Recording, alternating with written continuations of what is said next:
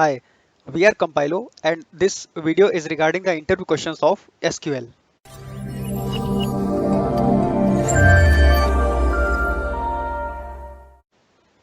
With this question, interviewers try to understand how much strong your basics are. So, primary keys can't have null values, but foreign keys can have multiple null values. But at the same time, unique key may have a null value.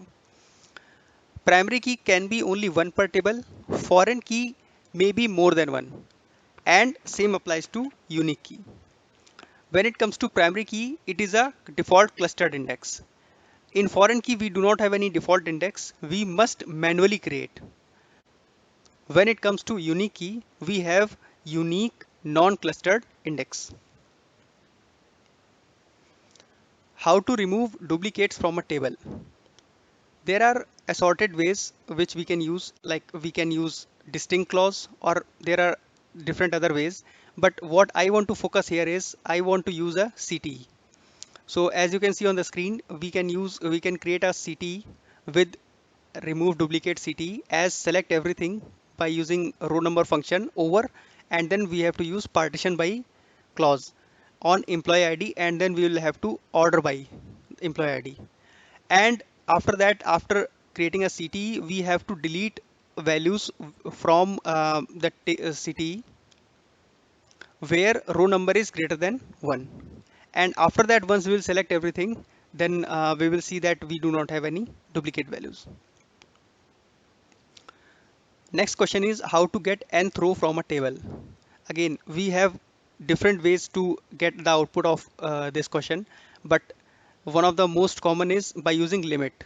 So as you can see on the screen, we have select employee name and employee salary from employee table, and then we will have to order by employee salary, and then we will have to use limit n minus 1 comma 1.